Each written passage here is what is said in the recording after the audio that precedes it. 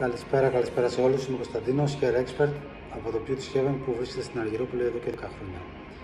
Σήμερα ήθελα να κάνουμε ένα βίντεο σχετικά με ένα πολύ κλασικό πρόβλημα, την ψαλίδα και το πώς θα απαλλαγούμε από αυτή. Πολύ συχνά έρχονται πελάτες και με ρωτάνε, Κωνσταντίνε, τι προϊόν να πάρω για την ψαλίδα, έχω πολύ ψαλίδα, τι μπορώ να κάνω και αυτά. Θέλω να τα μακρύνω τα μαλλιά μου. Και αυτό που έχω εγώ να προτείνω και που είναι το σωστό που πρέπει να κάνουμε και το μόνο που μπορούμε να δούμε αποτέλεσμα είναι να κάνουμε ένα κούρεμα καταρχήν. Ό,τι προϊόν και να βάλουμε, αν δεν είναι κουρεμένα τα μαλλιά μας όπως πρέπει και καθαρισμένα, δεν πρόκειται να δουλέψει.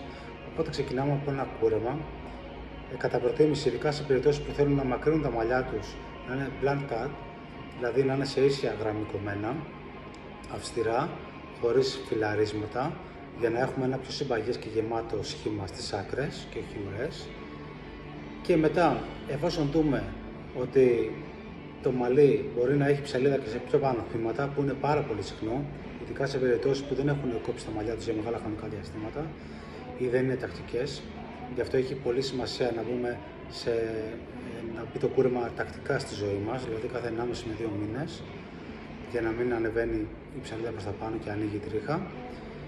Και σε δεύτερο χρόνο κάνουμε ένα ειδικό καθαρισμό ψαλίδας για να πάρουμε την ψαλίδα από τμήματα πιο ψηλά που έχουν ανέβει ακόμη και κοντά στη ρίζα, σε πολλές περιπτώσεις, τμήματα ψαλίδας που δεν μπορούμε να καθαρίσουμε με ένα απλό κούρεμα, γιατί θέλουμε να διατηρήσουμε το μήκος μας. Οπότε μόνο με αυτούς τους τρόπους, με το κούρεμα και έναν ειδικό καθαρισμό ψαλίδας, μπορούμε να σωθούμε οριστικά και διαπαντός από την ψαλίδα, και φυσικά με το να κουρεύουμε τα μαλλιά μας τακτικά κάθε 1,5 με 2 μήνες για να μην ανοίγει η τρίχα. Οποιοδήποτε προϊόν και να χρησιμοποιήσουμε δεν πρόκειται να μας κλείσει την ψαλίδα.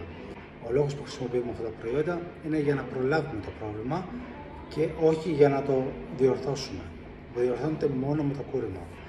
Αυτά είχα λοιπόν να πω για σήμερα. Ευχαριστώ πολύ όσους είδατε το βίντεο μέχρι τέλους. Θα τα πούμε σε ένα επόμενο. Να είστε καλά.